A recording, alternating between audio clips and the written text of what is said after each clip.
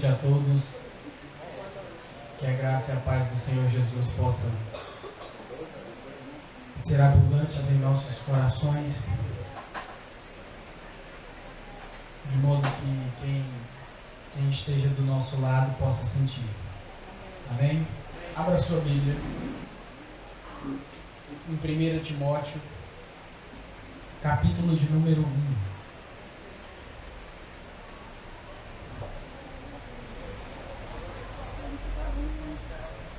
1 Timóteo, capítulo de número 1.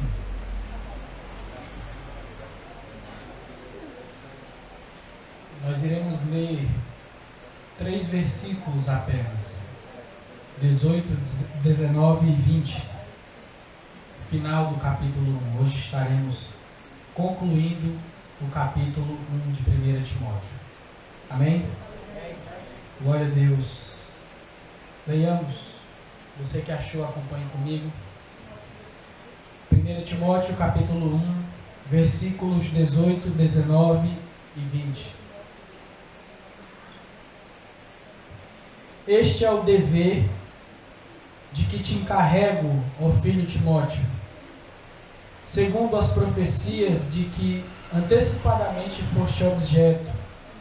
Combate, firmado nelas, o bom combate, mantendo fé e boa consciência, porquanto alguns, tendo rejeitado a boa consciência, vieram a naufragar na fé. E dentre esses se contam Himeneu e Alexandre, os quais entreguei a Satanás para serem castigados, a fim de não mais blasfemar. Amém. Pai, muito obrigado, Senhor, pela oportunidade de hoje. Obrigado, Senhor, pelo teu povo que está aqui reunido, esperando, sedento, não uma pregação pomposa, não, Senhor, uma pregação extraordinária, mas ouvir a tua voz simplesmente. Então, Senhor, dá-nos da tua graça. Graça essa, Senhor, manifestada na forma da tua palavra exposta, do Senhor falando ao nosso coração, do Senhor nos edificando, do Senhor resolvendo, Senhor, os nossos dilemas interiores, as nossas lutas interiores, com a poderosa palavra que só pode vir do Senhor. Em nome de Jesus, apesar deste vaso empoeirado, muitas vezes, Senhor, meio que impróprio para conter a grandiosidade da tua palavra. Apesar de mim, Senhor, fala a nós, o teu povo, sedentos pela tua palavra. Em nome de Jesus. Amém. E graças a Deus. Muito bem, meus irmãos. Como eu disse, chegamos à conclusão do capítulo de número 1. Amém? E nessa oportunidade, Paulo ele resolve tornar ainda mais solene a missão em que ele incumbiu Timóteo a fazer. Qual é a missão de Timóteo? Acabar com as controvérsias causadas pelos falsos mestres da lei. Versículo de número 7 do capítulo 1, nós encontramos isso. E também, na oportunidade, colocar em ordem algumas coisas, algumas questões nessa igreja, e a igreja aqui é Éfeso. Amém? Instituir presbíteros, constituir liderança nessas igrejas, para assim a obra do Senhor dar prosseguimento. Glória a Deus. E a solenidade da qual eu acabei de me referir aos irmãos, certo? Esse caráter mais mais sacro, mais... como é que eu posso transmitir isso em palavras simples? Me ajuda, Anderson.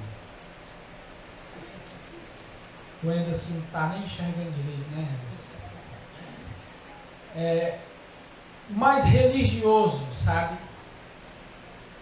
Esse caráter mais religioso, mais solene, mais de Deus, mais temeroso, se pudéssemos assim falar. E essa solenidade, ela se dá no âmbito da vida pessoal de Timóteo. Obrigado. Oi. No âmbito da vida pessoal de Timóteo. Paulo ele vai falar agora para a vida pessoal de Timóteo, certo? Então a solenidade vai nesse âmbito aí. Timóteo, que é o seu verdadeiro filho na fé, assim como ele mesmo chama, pois afinal de contas, meus irmãos, um soldado, ele não vai para uma missão sem antes estar preparado, não é verdade? O soldado ele não vai sem antes estar preparado. O soldado ele antes se prepara e aí vai para a missão. O soldado antes se prepara para depois ir guerrear. Assim, mais ou menos assim, é que Paulo vai instruir Timóteo a fazer. E ainda nessa oportunidade, ainda nesses versículos, Paulo ele dá nomes.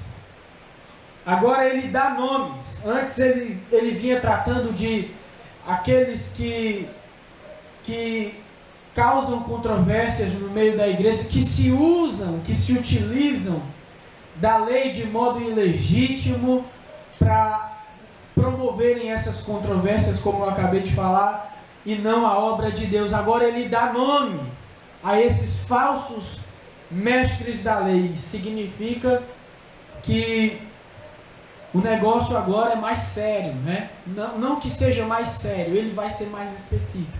Apesar de que esses falsos mestres, né, que ele chama pelos nomes aqui, não fazem parte da igreja de Éfeso, mas ele dá nome, certo? E com o intuito de que isso sirva de lição, isso sirva de exemplo para Timóteo, certo? Para Timóteo, o soldado de Cristo Jesus, aquele que foi incumbido da missão de colocar em ordem a igreja em Éfeso, ok? Para que ele não possa seguir de forma alguma o exemplo destes que ele vai citar aqui, que você já deve ter percebido, e assim combater o bom combate. Amém? Vamos à exposição do texto propriamente dito, só um instante.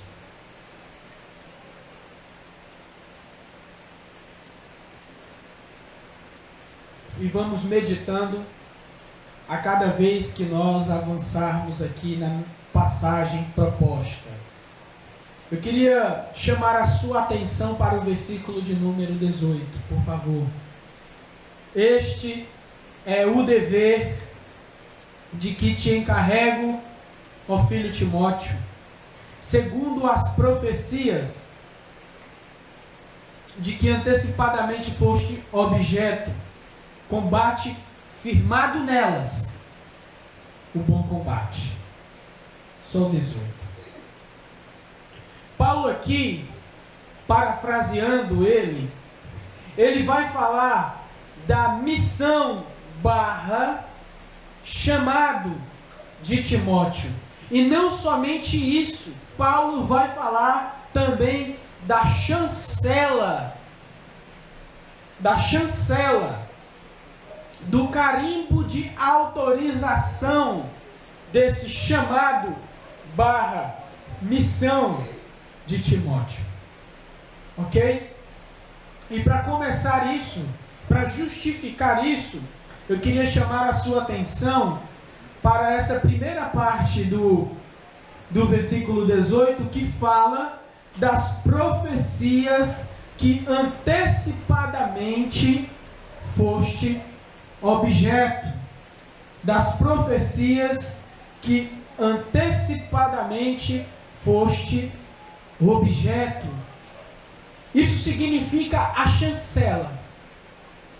Isso significa o carimbo de que Timóteo não estava por uma missão que surgiu da cabeça, que foi fruto da mera imaginação de Paulo.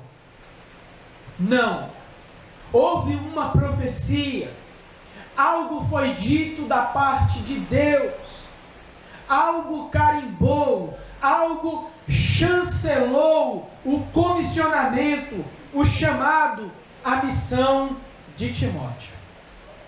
E nós podemos ver isso quando Paulo repete no capítulo 4, versículo 14. Note aí comigo, por favor.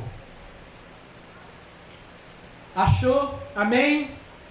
Versículo 14 do capítulo 4.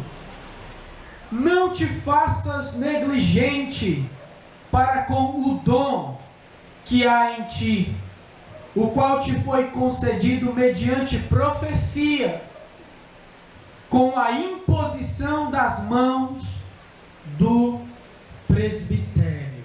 Essa é a chancela de Deus. Eu vou tomar a liberdade, com todo respeito, de fazer algo que não está no texto, mas com toda a responsabilidade, claro. Eu imagino que Paulo entendia muito bem a passagem de Lucas, capítulo 9, versículos 57 ao 62. Vamos lá, por favor, deixe marcado 1 Timóteo. Vá para Lucas, capítulo 9, versículos 57 ao 62. Vamos ler só o 62. Por favor, só o 62.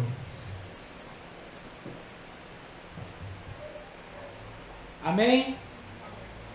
Mas Jesus lhe replicou: ninguém que, tendo posto a mão no arado, olha para trás, é apto para o reino de Deus. Paulo, ele entendia muito bem isso, certo? E se trata disso. Timóteo foi comissionado por Deus. Deus falou: olha, Timóteo, eu estou te chamando para fazer a minha obra. Não é? Para fazer a minha obra. E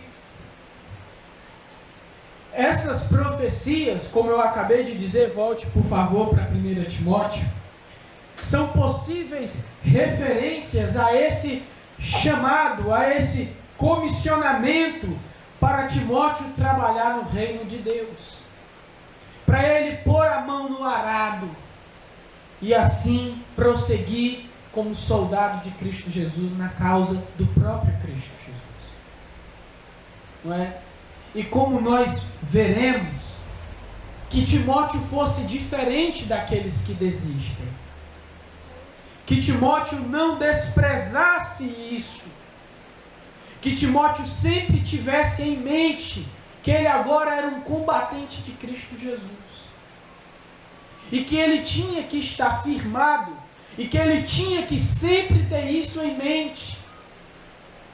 E não desistir. E ir sempre em frente. Sempre em frente. Porque Deus chancelou. Porque Deus carimbou o seu comissionamento. Amém? Amém? Glória a Deus. Eu queria chamar mais uma vez a sua atenção ao combate de Timóteo. Como diz no versículo 18 ainda, na última parte. Combate firmado nelas. Nelas em quem? Nas profecias. Certo? No chancelamento. No carimbo, na autorização de Deus. Combate, firmado nelas, o bom combate. esse combate, meus irmãos, está claro e evidente pela missão de Timóteo, não é? Em que Paulo encarregou ele, que esse combate é uma referência específica à missão de Timóteo. A naufragar na fé é justamente esses que não foram constantes no combate, no mesmo combate de Timóteo. Eles naufragaram na fé, eles desviaram-se da fé. Então você pode fazer sim uma aplicação ao seu chamado, ao seu comissionamento, que nós iremos falar mais dele daqui a pouco. Ok? Amém? Glória a Deus. Então, que Timóteo combatesse o bom combate. Não é que ele combatesse o bom combate, que ele fosse vigilante. Lá na segunda carta, antecipando um pouco aqui, no capítulo 4, se não me falha a memória, versículo 5, custa nada eu olhar aqui, né? Versículo de número 5, sim, acertei, 2 Timóteo 5, diz assim: tu, porém, sê sóbrio em todas as coisas. Esse combater o bom combate exige uma vigilância, exige um comprometimento com o chamado, com o comissionamento, com a missão que Deus, através de Paulo, incumbiu, encarregou a Timóteo. Constância, ao contrário daqueles que naufragaram na fé. Ok? Amém? Glória a Deus. Eu gostaria agora de passar para a segunda parte da nossa exposição aqui desse texto, que é o versículo de número 19. Por favor, alguém leia para mim o 19. Mantendo fé e boa consciência, porquanto alguns, tendo rejeitado a boa consciência, vieram a naufragar na fé. Amém. Paulo, ele agora, nessa oportunidade aqui, versículo 19, ele vai aplicar a Timóteo, de modo pessoal, de modo direto, de modo específico à vida de Timóteo, aquela admoestação, aquela exortação, aquele mandamento que ele dá no versículo de número 5 ainda desse capítulo 1. Note aí o capítulo 1, versículo 5. Ora, o intuito da presente admoestação visa o amor que procede de coração puro, de consciência boa e de fé sem hipocrisia. Ok? Paulo agora ele passa a aplicar essa admoestação de modo mais pessoal, de modo mais direto ao seu verdadeiro filho na fé, ao seu cooperador, Timóteo. Amém? Em primeiro lugar, eu gostaria de dizer para os irmãos aqui nesse versículo de número 19, que o que vou dizer aqui são pré-requisitos indispensáveis para um ministério / missão / chamado no reino e obra de Cristo Jesus. São pré-requisitos indispensáveis, essenciais, para você fazer a vontade do Senhor no reino de Deus. E quais são esses pré-requisitos? O texto está explicitando para nós. Fé. E o outro é o quê? Alguém pode dizer para mim? Boa consciência. Alguém pode me dar um pouquinho d'água? Meu reservatório acabou. Obrigado. São pré-requisitos indispensáveis para o ministério, para se fazer a obra no reino de Deus no reino de Cristo Jesus. Ora, é óbvio isso. Você já viu alguém trabalhar no reino de Deus sem fé? Não responda. Tem, né? Tem gente assim. Mas isso é impensável. Obrigado.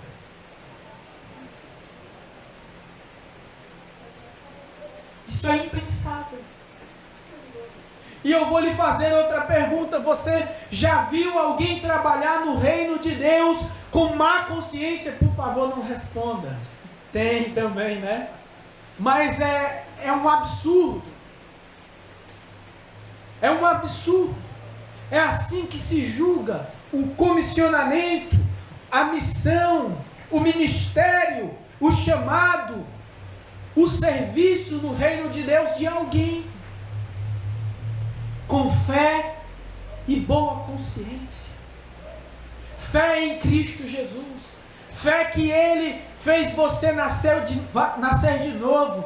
Fé que Ele morreu naquela cruz pelos seus pecados. Fé que Ele agora te deu novas obras, preparadas de antemão, como diz o capítulo 2 de Efésios, para você praticar.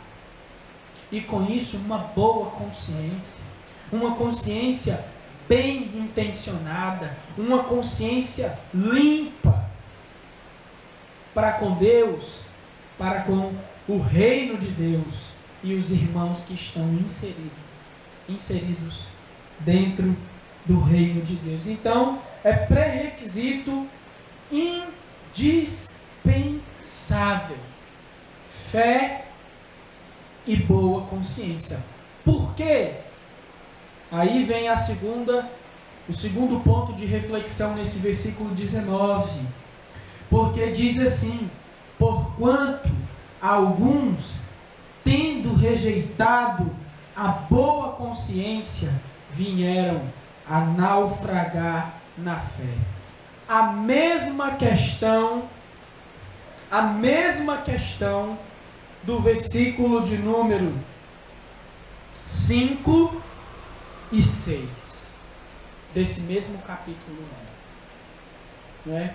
Se você lembra da nossa exposição desse dia, nós falamos dos indicadores de alguém que errou o alvo, de alguém que infelizmente desviou-se, alguém que tem um coração que de forma alguma procede um amor, alguém que de forma alguma tem uma consciência limpa, alguém que tem uma fé hipócrita. E aqui mais uma vez nós nos deparamos com a questão mencionada no versículo de número 5 e 6, onde falam dos desviados. Note que no final do versículo 19 fala: naufragaram, vieram a naufragar, aliás, na fé. Infelizmente, pessoas que se desviaram de uma boa consciência, pessoas que estão fazendo o que estão fazendo com uma fé hipócrita em suas vidas. Pessoas que de forma alguma têm um coração puro para se fazer, para se realizar a obra de Deus. Eu gostaria de fazer uma pergunta para você. Se você quiser responder, beleza, mas ela é retórica, certo? Você responde se quiser. Será que pode existir ou podem existir pastores e líderes desviados? Será? E o desviado, gente, eu não estou me referindo, né, esses que são escancarados, sabe? Escancarados. Esses que são, que é como se eles estivessem no outdoor. Sabe aqueles outdoor? Eu não estou falando desses não. Desses aí que tem uma igreja universal. Desses aí que a igreja deles é mundial. E que a graça lá é internacional. Não estou falando desses não. Certo? Olha, não citei nomes, né? Então, não vai cortar, eu não citei nomes aqui, certo? Eu não estou falando desses não, eu estou falando desses que estão pregando, mas a sua fé é hipócrita. Parece que se esvaiu, se foi, aquele vigor, aquela crença. Eu acredito que Jesus resolve os meus problemas. Olha, se aparecer aqui, se de repente baixar no Brasil um decreto, morte aos cristãos, eu morro pela causa de Cristo. É desses que faltam nessa fé, mas que vez após vez estão pregando. Será que podem existir pessoas assim? Não é? Fica aí a reflexão. Fica aí a reflexão. Amém? Vamos para a terceira e última parte do nosso texto. Só um instante.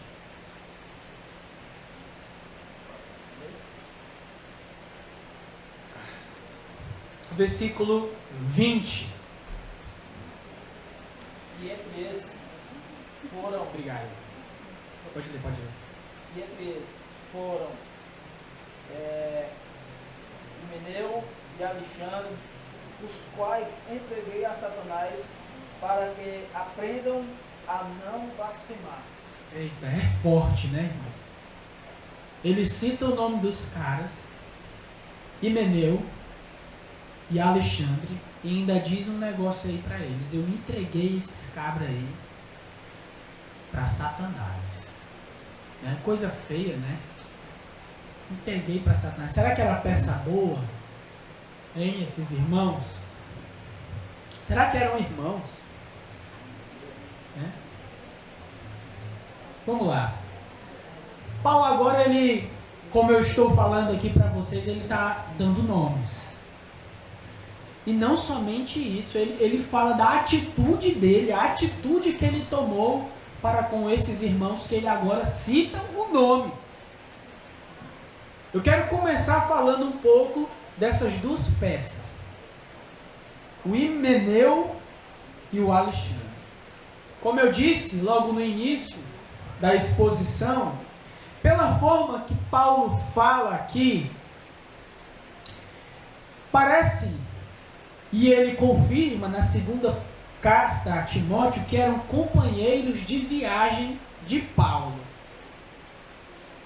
Companheiros de viagem de Paulo. Então, não são aqueles lá que estavam envolvidos com as genealogias, com as fábulas, com as loquacidade frívola, ou, se você tiver uma NVI, discussões inúteis, se utilizando da lei ilegitimamente, mas esses caras aqui estavam fazendo isso. Mas, pelo que o texto indica, não estavam lá em Éfeso. Estavam, o que é pior, acompanhando Paulo. Certo? E esses dois, o Himeneu e o Alexandre, causaram muitos males, muitos danos ao ministério de Paulo. Quer ver? Vá para a segunda carta, capítulo 2, versículo de número 16 e 17. 2 de Timóteo 2, 16 e 17. Por favor, alguém com a voz bem... né? Por favor. Evita igualmente os falatórios inúteis e profanos, pois os que deles usam passarão a impiedade ainda maior. Além disso, a linguagem deles corrói como câncer, entre os quais se incluem Himeneu e Fileto. Por favor, Anderson, continua ainda no capítulo 4, versículo 14 e 15. Alexandre, o latoeiro, causou-me muitos males. O Senhor lhe dará paga segundo as suas obras. Estão aí? 15. Tu guarda-te também dele, porque resistiu fortemente às nossas palavras. Olha aí o que é que esses caras estavam fazendo. As palavras de um era mesmo que um câncer. Era mesmo que um câncer. Certo? Eles falavam coisas inúteis, coisas profanas, certo? A linguagem deles era como câncer. E dentre os quais aí, está aí o camarada, o Himeneu. E se você ler o versículo de número 18, esse Himeneus, ele estava falando mais ou menos o seguinte: estes se desviaram da verdade, asseverando que a ressurreição já se realizou, e estão pervertendo a fé de alguns. Ou seja, aquela ressurreição prometida por Cristo, no final, que mesmo que a gente morra, a gente ainda vai ressuscitar e com Ele reinar. Eles estavam dizendo, não, isso aí já aconteceu. Não é? E pervertendo a fé de alguns. Já o latoeiro, se ele tivesse só rebolando lata no Paulo, era bom. Mas o camarada estava resistindo fortemente às palavras deles, dos apóstolos. Ou seja, onde era que o cara estava falando, lá estava o cidadão. É mentira! O camarada terminava, o apóstolo terminava de pregar, ele já ia, olha, isso aí é mentira. Se a gente pudesse aplicar uma situação contemporânea, eles poderiam até, né, eles está até escrevendo cartas, né?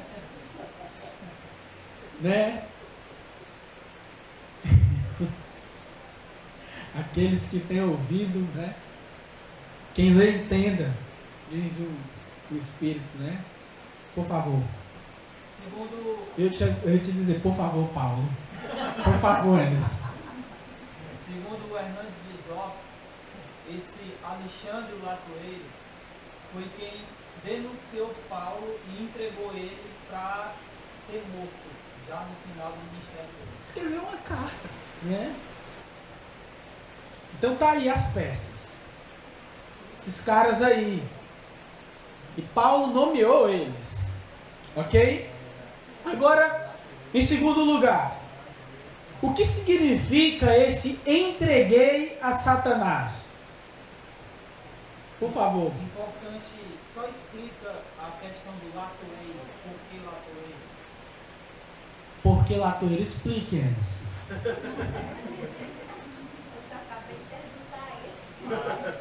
Na verdade, em algumas traduções não vai aparecer latoeiro, né? Era a profissão dele. Na verdade, ele era ferreiro. Ou funileiro. Isso. Ok, tá aí, gente, tá explicado. Ok. Agora, o que significa esse entreguei a Satanás? Será que o diabo... Será que Paulo era um neopentecostal? Né? Amarrando o diabo, segurando o diabo, quebrando o diabo? Será? Será que o diabo se materializou para Paulo e ficou com as mãos assim? Aí ele entregou o Himeneu e o Alexandre. Não, gente. Nada disso. Paulo não era neopentecostal, ele era crente. Esse entreguei a Satanás, basicamente, é uma medida. Se eu pudesse trocar aqui em palavras mais simples, significa uma medida disciplinar. Sabe? Uma medida disciplinar. Sim, Flávio. Né? Ele quis. Mas e o Satanás? Calma aí. Vou explicar. Esse entreguei a Satanás provavelmente é um entendimento de um ensino de Cristo Jesus que tem lá em Mateus capítulo 18, versículos 15 a 20. Aquele processo lá, se tu vê teu irmão pecar, vai lá vai arguí-lo entre ti e ele só, ou seja, vai conversar com ele.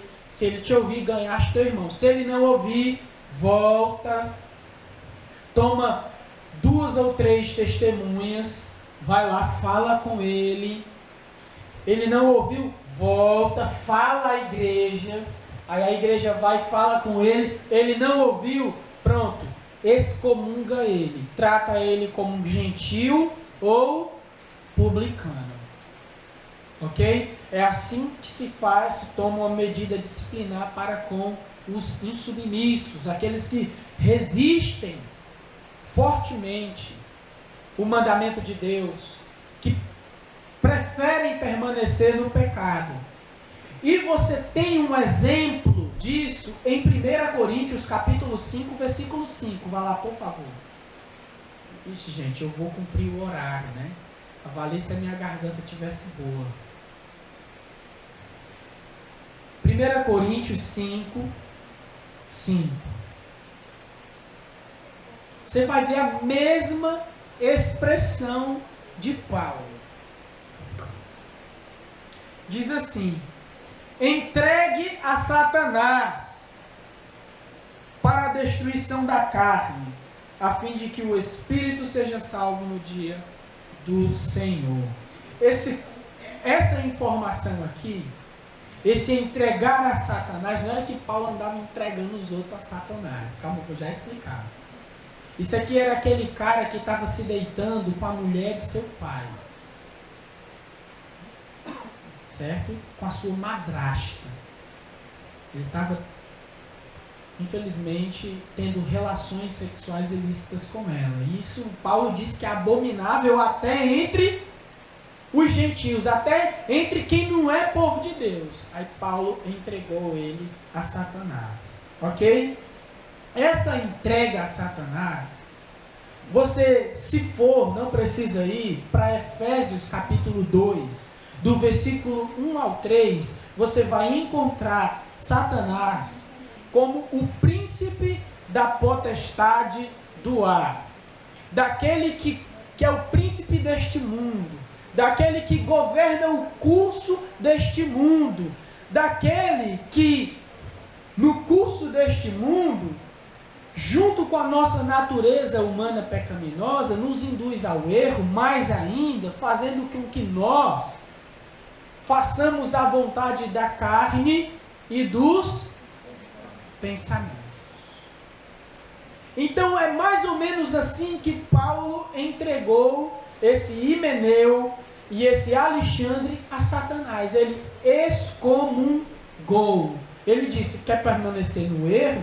Então vai seguir o curso do mundo. E quem é que reina nesse mundo? Quem é que governa esse mundo no que diz respeito a pecados? Quem é?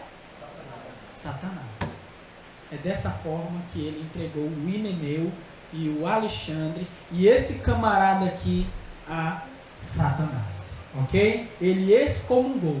Ele quis, infelizmente, viver uma vida radical com relação aos mandamentos de Deus, ao não cumprimento dos mandamentos de Deus. Ele quis ser rebelde mesmo.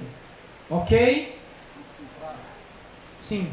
Só falando de uma forma mais clara, ele foi cortado do corpo, ele Isso. foi excluído da igreja. Ele foi excluído da membresia da igreja, de modo que não se reconhecem mais ele como cristão, né?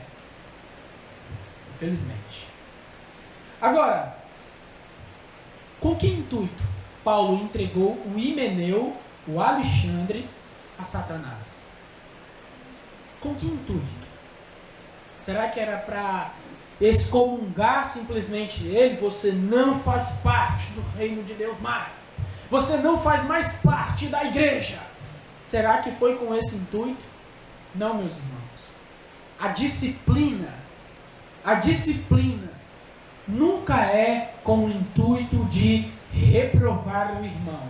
A disciplina nunca é com o intuito de tirar o irmão da igreja. A disciplina sempre tem o intuito de recuperar o irmão, de fazer com que ele abandone os seus pecados, de fazer com que ele se arrependa e passe agora a fazer o que é correto, a fazer o que aquilo que Deus propôs para o seu povo, para que o seu povo fizesse. Não é? Como nós podemos ver isso? Ora, no final do 20, ele diz assim: a fim de não mais blasfemarem. A fim de não mais blasfemarem. E na ocasião lá de 1 Coríntios capítulo 5, versículo 5, fala que quando ele fala para o Espírito, vamos lá de novo, muito bem, entregue a Satanás para a destruição da carne, a fim de que o Espírito seja salvo no dia do Senhor. Esse Espírito seja salvo no dia do Senhor é uma referência ao seu retorno, ao seu arrependimento. Paulo está fazendo isso para que ele perceba-se, veja o seu erro e retorne de novo para os braços de Cristo Jesus, para o seio da igreja. Como é que eu sei disso, Flávio? Ainda não está claro. Ora, se você for para 2 Coríntios, capítulo 2, versículos do 1 ao 3, aliás, do 5, do 5 ao 11, você vai ter uma referência daquele que foi excluído retornando. Olha só, 2 Coríntios 2, do 5 ao 11. Ora, se alguém causou tristeza, não o fez apenas em mim, mas para que eu não seja...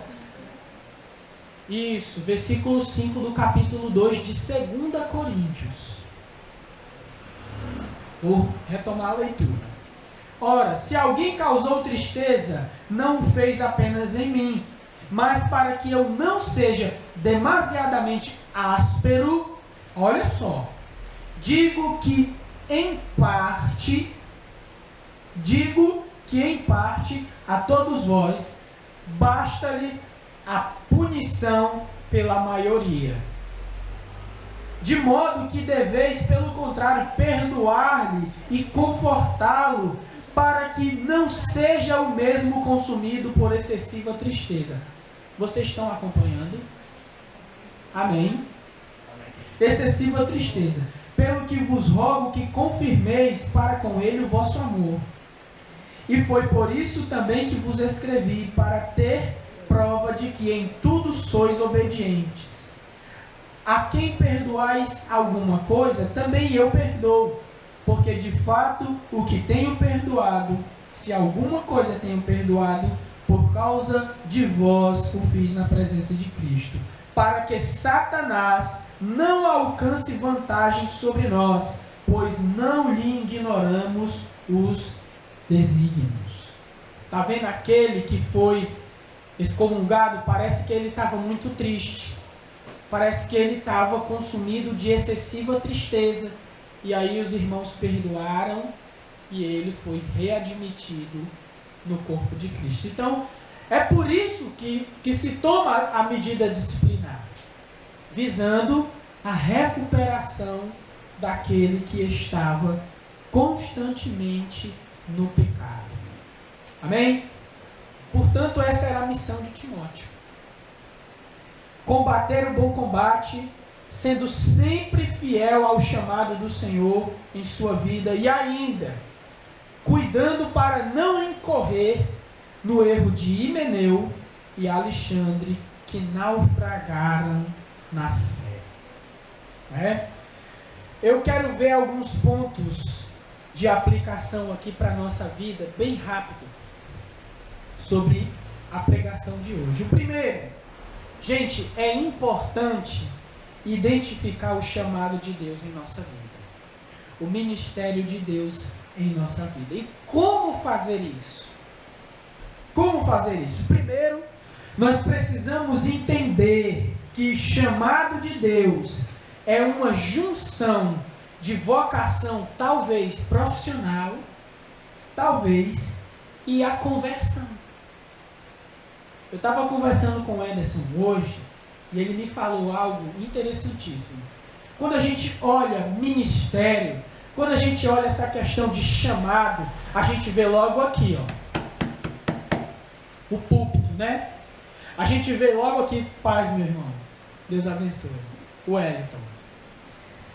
A gente vê logo o púlpito, a gente vê logo eu sendo líder de jovens, a gente vê logo eu sendo líder do louvor. Ó, esse é o meu ministério, mas não é exatamente assim. Certo? Talvez Deus te vocacionou a outra coisa. E o teu ministério é ser crente fazendo aquilo que Deus te chamou para fazer. Se é uma dona de casa, seja a melhor dona de casa no que diz respeito a cristianismo. Se você for um mecânico industrial, seja um mecânico industrial servindo a Deus na sua profissão, lá na empresa que você trabalha. Se você for pastor, sirva a Deus. Não é? Se você for um aposentado, seja um aposentado para a glória de Deus. Se você for um pedreiro, está entendendo? Ministério não só diz respeito aqui, mas diz aquela vocação, talvez profissional que Deus te deu, você glorificar a Deus nela. Está entendendo? Então identifique isso. Identifique isso. E glorifique a Deus. Faça disso o seu ministério. Faça disso a sua vocação. Corte cabelo para a glória de Deus.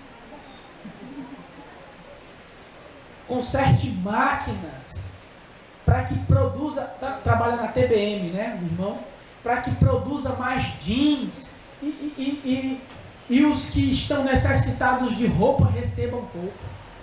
É sim. Tá entendendo? Faça a melhor casa com a parede mais reta, porque ali vai morar uma pessoa que vai ter um teto, sabe? E quem sabe não glorificará a Deus pelo aquele teto. Eu acho que o pedreiro lá de casa não fez isso também não, né? Mas eu glorifico a Deus, porque eu tenho uma casa, graças a Deus. Certo? Então, é importante identificar o chamado de Deus para a nossa vida. A disciplina nunca vem com o intuito de reprovar, mas sempre de restaurar o pecador redimido por Cristo Jesus. Amém? Meus irmãos, que possamos combater o bom combate, certo, em nosso chamado. Que fiquemos crentes, cristãos, firmes, vigilantes naquilo que Deus nos chamou a ser e a fazer. Amém? Que Deus em Cristo nos abençoe. Por favor, vamos ficar de pé.